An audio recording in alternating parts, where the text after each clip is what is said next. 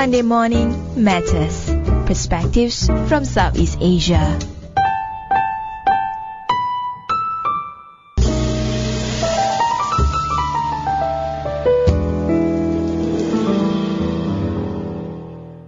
Hi, this is Arlene and you are listening to Durian ASEAN, the voice of discovery and sharing.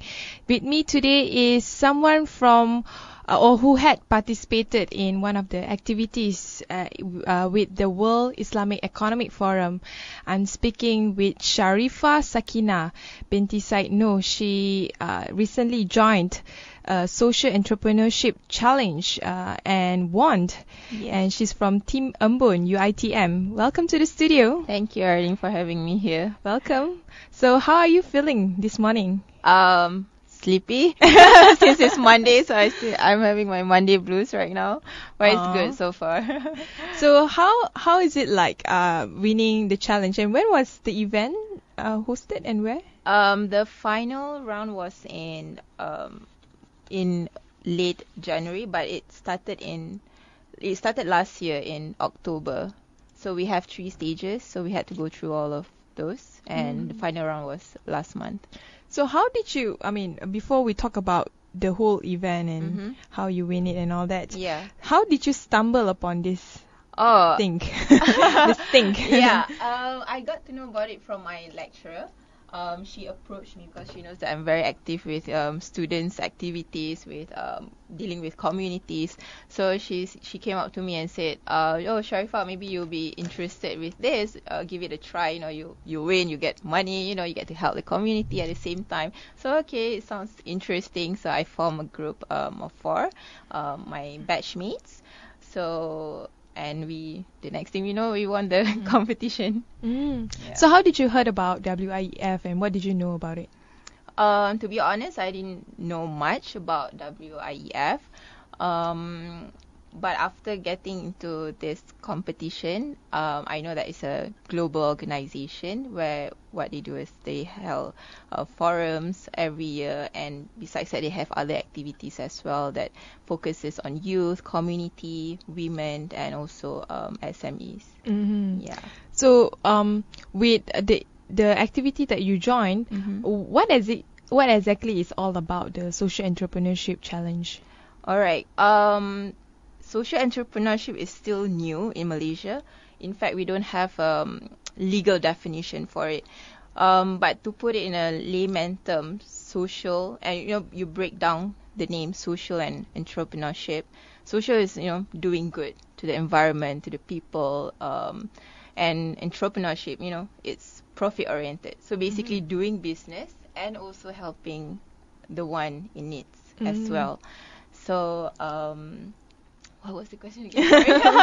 So how do you know about this Social Entrepreneurship Challenge? How much do you know about it? What kind of aims that it's trying to promote? I think because it's new, so we are trying to create awareness out there. The opportunities that you have out there, the future in venturing into social entrepreneurship, because social entrepreneurship in overseas, in the developed and also or developing countries, it's everywhere. Sometimes you're doing business, but you, without realizing it, you're doing a social entrepreneurship. So having these competitions, it creates awareness.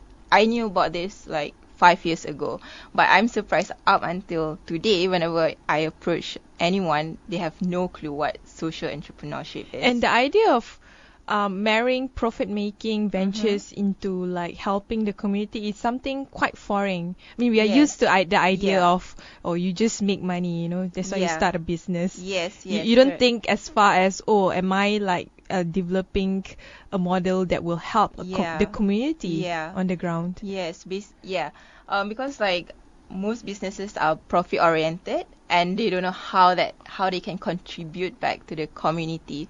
So by having this business model, I can give you an example. For example, Jamie Oliver, he's a celebrity chef, and what he does is that he will have his employees who are teenagers from underprivileged family. So they will have them in and train them to be a professional cook. so that this will, in future they can have their own restaurants. They know how to run a business. So this is social entrepreneurship. You have your profit, but at the same time you are creating impact to the community. Do you think the younger generation today are attracted to the idea of social entrepreneurship? Social entrepreneurship per se, I'm not sure, but I can see the trend is growing to compare from before. I can see that youth now, they are more active when it comes to volunteerism. We had a flood relief, soup kitchen, feeding the homeless. To see that happen today and it's growing is really fulfilling to see that. Yeah. So are you testifying that your peers, from your age group, are interested in not just thinking about themselves, but also thinking about how they can lend a hand or bring efforts to help other people as well? Yeah. My group of friends, they are towards that idea. But you can tell the difference, like the generations. Like if you speak to our parents, they'll be like, oh, you need to get a career. You're studying accounting. You need to be an accountant, and that's your life for the rest of your life. But now people are thinking outside of the box. What else can I do? Yes, I can earn money at the same time, but also I can do other things as well. Not just becoming an accountant. Sitting in an office. You can have. There are so many opportunities out there. Yeah. Tell us more about your background. I suppose you study accounting? Yeah, that's why I use that as an example. Real life example. Yeah. I just finished my ACCA. I got my result yesterday, so I passed, so I'm done. I'm an ACCA affiliate now. So I'm looking for a job. So you have pressure from your family to be just an accountant? Yeah, like, they say, follow the traditional route that people are doing. I was like, oh, maybe I want to try something else for now since I'm young, And actually, I have a business. I just validated the market and I want to turn it into a social entrepreneurship. Yeah, social enterprise. So I'm still at the early stage of it, so I want to see how it goes after this. So yeah. Is it something uniquely you, or a lot of your friends are also thinking the same kind of line, which means that they're trying to do something that is out of the box, something that is not traditionally associated as form of career? I wouldn't say all of them, but I can tell all of them, they have this kind intention to help others, but when it comes to execution, yeah, they are lacking on that part. So they'll be like, oh, okay, that sounds nice. Okay, that's very kind of you. Let's do this and stuff. But when it comes to execution in doing it, yeah, we're lacking on that part.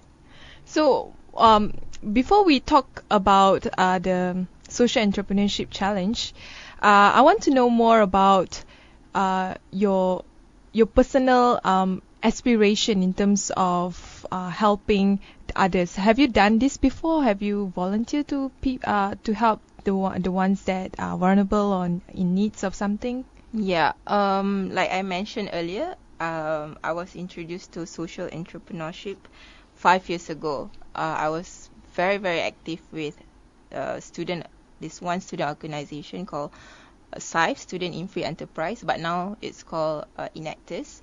I was very active with that. It's a global student organization where they have a competition each year nationally and also globally. So for that, for SAIF, what we did was we helped the refugees in Malaysia. At that time, 5 years ago, refugees, I've never heard of refugees before. I never knew that we have refugees in Malaysia. Who knows, right? Yeah, are you sure? And we have millions of them in Malaysia. Yeah, and in fact, we have UNHCR office here in Malaysia. So back then, it was very new. So we took that opportunity. We helped them. What we did. Who are the refugees from which country? From Burma. Burma. Yeah, they have from Afghanistan as well, but the one that we worked with at that time was with the Burmese. So what we did was, we collect cloth, like unused cloth from the shops. And Cloth or cloth? Cloth, like cloth. Cloth. So they are very creative people. They know how to sew, they know how to do biddings, just that they don't have the opportunity to work. They don't have the status in Malaysia, so they're doing odd jobs and they don't have fixed income. So we came up with this solution. So we give it to them and they'll turn it into a laptop case, handbags, all these different accessories. Yes, accessories. So they sell them among themselves first of all, and if they have extra, they will go outside and meet the public, and they get income from there. Yeah, so that's how I got to know about social entrepreneurship. Oh, that's interesting. Yeah. We'll take a short break. When we return, we'll talk more about the Social Entrepreneurship Challenge by the World Islamic Economic Forum.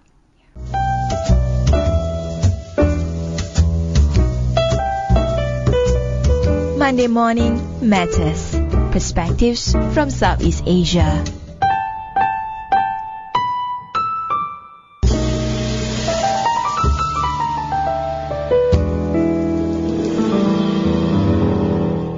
Hey, this is back with Arlene here on our Monday Morning Matters. We have, of course, the guest Sharifah Sakinah. She recently joined the Social Entrepreneurship Challenge organized by the World Islamic Economic Forum Foundation. And in our topic, Bridging Islam and Social Entrepreneurship, she's going to share with us with her experience on the challenge. So earlier on, we talked more about you yourself, how did you get involved in social entrepreneurship and your idea of it. But one thing, you from your experience, which was 5 years ago, but still fresh in mind. Yeah. You actually you actually went to LA. Yeah. For the SAIF competition in Malaysia, we competed with 16 other universities and we won that. So we represented Malaysia to LA for the World Cup challenge. So it was a very exciting experience. You get to meet new people, new students from other countries, the exposures that you get, exchanging ideas and perspective. It was I would say that was one of the highlights of my life so far. So there's another highlight, which is you winning this competition. Yes. Did you expect for you to win it? That was our aim. Nothing else, Our aim is to win and also to execute the project. Whether, at that time I told my teammates, regardless if we win or no, we're still going to continue with this. Because we personally met with the community themselves. We had discussions. So we feel very close with them and, we feel responsible as well to make sure this happens. Yeah. So tell us more about the challenge itself. How did you manage to, jump the hoops and then eventually become the winner? All right. This challenge started in July. There are 3 stages. Stage 1 was in July, was the business idea challenge, and then second stage business plan challenge, and the final is the pitching.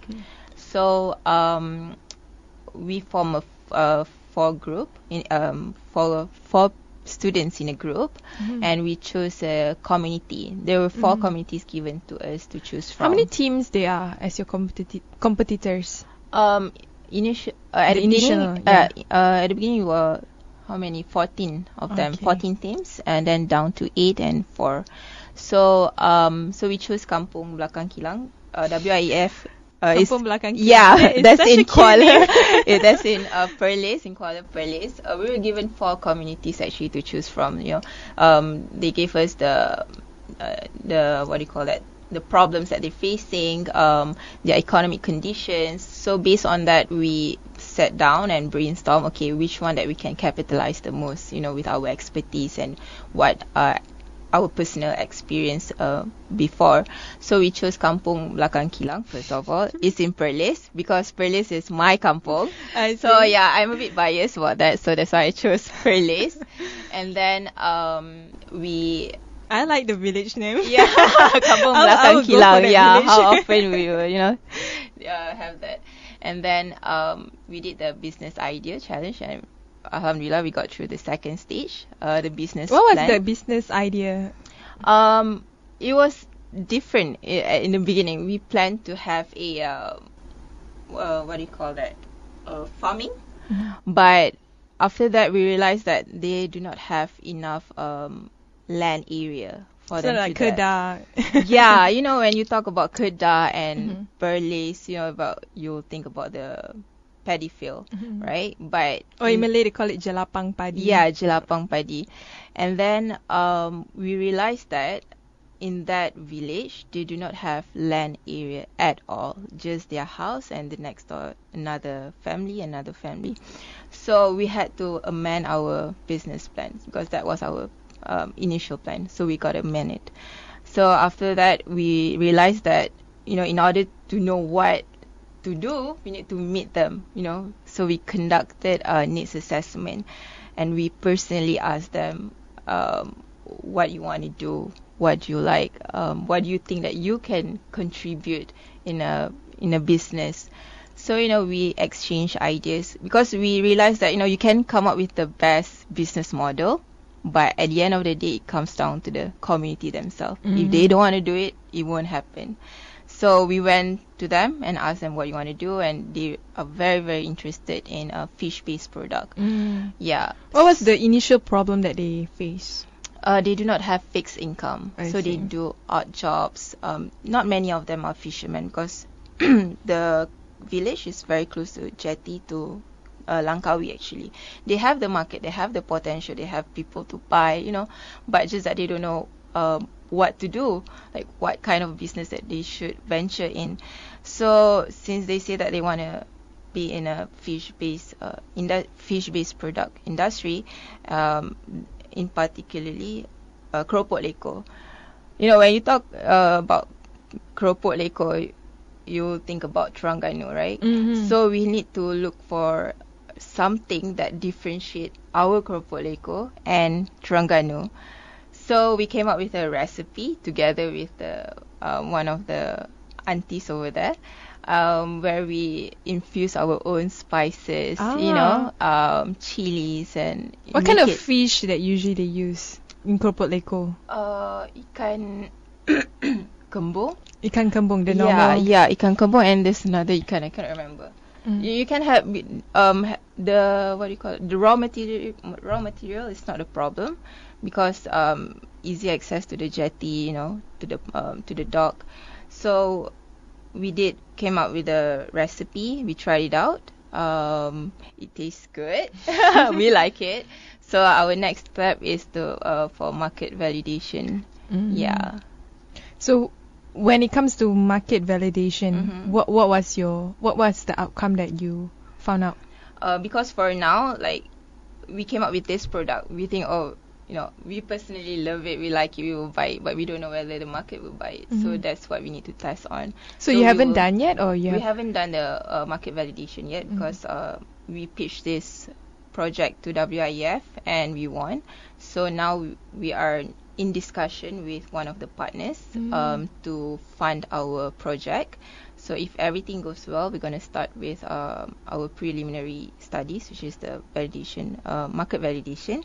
And if we receive good response, encouraging response, then we're going to proceed in the production line, you know, buying machineries, having all the logistical sort of focus. Yeah, you know, because it will be risky for us to just jump and start production without understanding the market.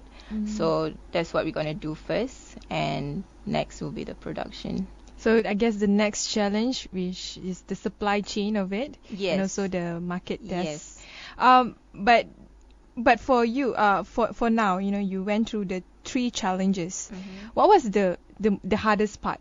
Or is there like is it all smooth sailing? Oh no, it wasn't at all. I think the first challenge that we encounter is that meeting the community themselves, you know, changing their mind, to gain their confidence and trust. That's like a big responsibility right there. It's like, who's this strangers coming to our kampung? Exactly. If you put yourself in their shoes, they'll be like, why would you want to help us? What do you want for us? In fact, the idea of social entrepreneurship is so strange. Yeah. I mean, even we have trouble understanding it. Yes.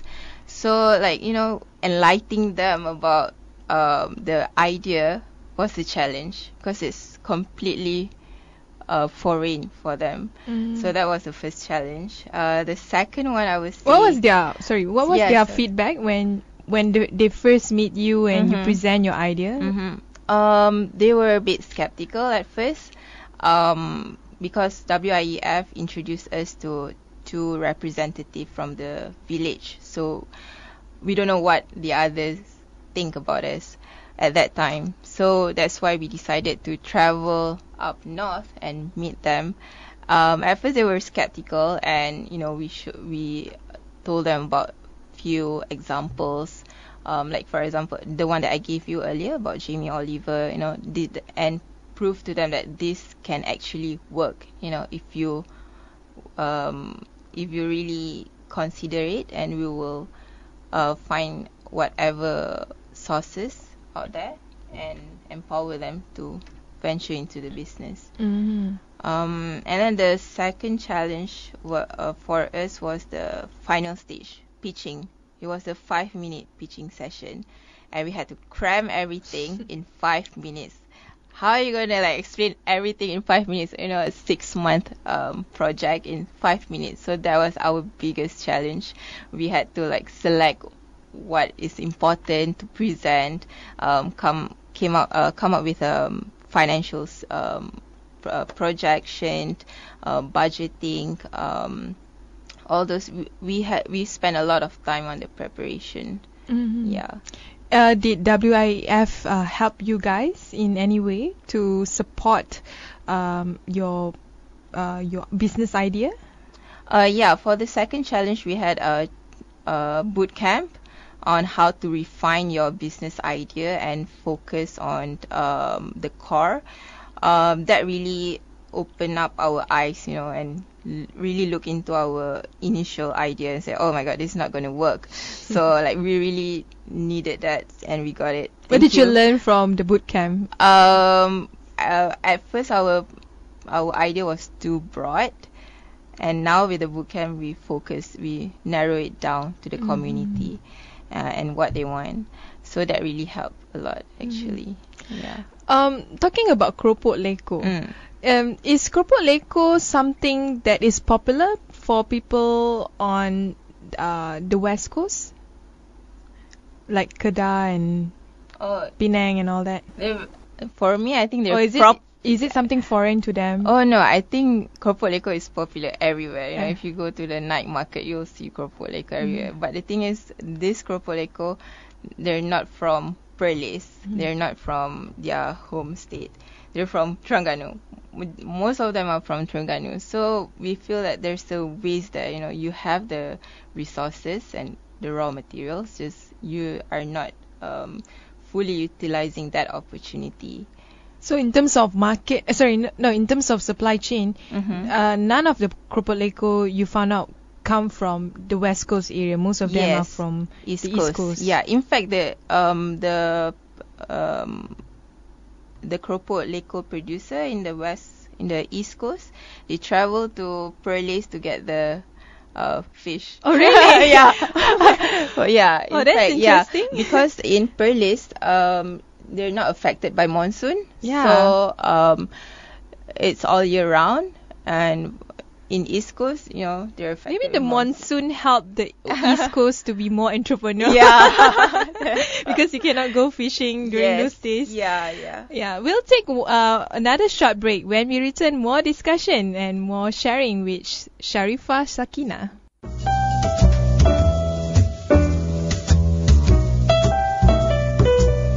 Monday Morning Matters. Perspectives from Southeast Asia.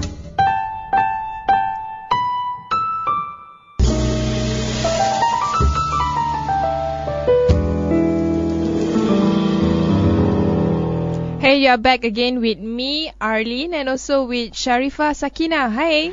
Hi. So, so we discussed a lot about your social entrepreneurship challenge experience. Let's talk about your own aspiration. So, what makes a great leader in your own mind?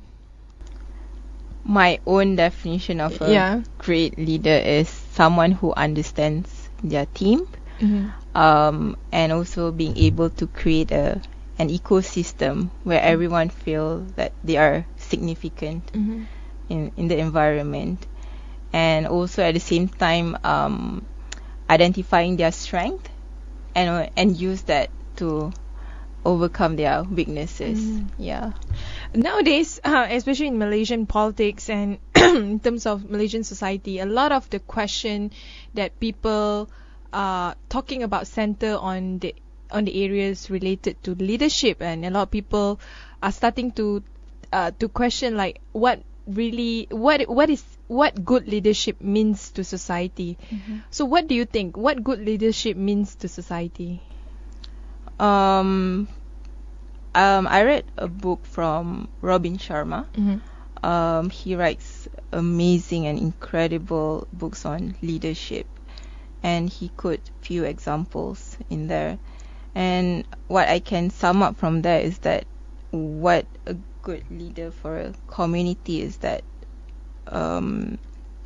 first of all, you need to empower them, make them enlighten them, and make them realize that you can push the boundaries and be someone that you've never thought you could be before. And once we are able to create that vision, and they will be motivated, and they will it will be a chain reaction. They will be motivated, they will improve their standard of living and quality of life, and they will have better education, better health, and it will continue. So a good leader meaning a person who can empower the communities. Yes. So who do you have in mind when it comes to a leader that you really admire? Well, I have a few. Oh, you can say a few. But a leader, I've never worked with them, but I would say I don't know. I have someone from Malaysia or outside of Malaysia, someone who have passed away or someone who's still living, a woman or a man. You mean a leader that is someone that you associate in relation to social entrepreneurship? Not necessary, but someone you really look up to in terms of empowerment of communities or other people. I would say one of my senior in uni. The passion that she has, and how I see how she works hard with her community, and how much she believes in her project, that really inspired me to do the same thing as well. I think she has created this new idea of money is not everything. I know money solves 90% of your problems, but at the end of the day, like, does money make you happy? I know it sounds cliche, but she made me realize that the feeling of having to help people and also having to help yourself at the same time. With an era of instant gratification, of social media, and easy access to technology, and also on almost everything in life, so the younger generation today are the most pampered among other younger generation, I would somehow. But for you yourself, do you think the future of the youth in Malaysia, I say in Malaysia in particular, is bright? I'm sorry? Do you think the future of the younger generation today is brighter? I mean, are they able to be empowered to stand out on their own and to somehow make Malaysia a better place to stay and work? I feel like I'm in no position to represent everyone, but I have that belief that it will happen one day, eventually. especially in Malaysia, all these empowerment programs is still new. We are still baby compared to other countries, for example, in the States. But I think with the right enforcement and also support, we are heading to the right direction. Mm-hmm. Yeah. So do you think young people today what can be done in order for them to be more aware of their surrounding, especially like in terms of be more aware of the idea of social entrepreneurship, or even just simply helping other people? I personally feel that it comes down to education. So when you talk about education, you got to start it from their early age, maybe in high school or in primary school. You know, we expose them of the idea of social entrepreneurship, the idea of doing business. There's nothing wrong in doing business, because some parents, they discourage their kids to do business at a very young age. But if you realize most successful entrepreneurs nowadays, they started doing business as young as 8 years old, 10 years old. So since that shows, and that also proves that, you know, if you start early, then you will see where you're going later on. Yeah. So education should be the focus, is the key of solving a lot of the world's problems today, it seems like. So what's your future plan with the idea that you have under the WIF Social Entrepreneurship Challenge? We won the competition for the community in Perlis. So now we are in the stage of executing the project. So I'm focusing on that, and I want to make it happen. As for now, we are in discussion with a partner. We're going to have a meeting with them tomorrow for funding. So if that goes well, we're going to execute the project stage by stage. We have phases in our business plan. So we're going to do that. And at the same time, also, since I'm done with my studies, I'm trying to look for a job as well. So I will balance those two. Yeah. But you see yourself more as a businesswoman or an entrepreneur, or you see yourself more as an accountant? I see one accountant. I know that I can do well in that line, but deep down inside me, I know that I am more interested. I am more inclined towards business. So I know that eventually later on, maybe now I'll be an accountant, but later on in life, I know I'll turn out to be someone else. Yeah. Thanks to WIF, I suppose. Yeah. So lastly, before we end the show, if you have a message that you want to share with the younger generation today on what they can do to or any ideas related to social entrepreneurship, what you want to tell the younger generation today? How they can be more involved in social entrepreneurship, or even in the idea of helping other communities?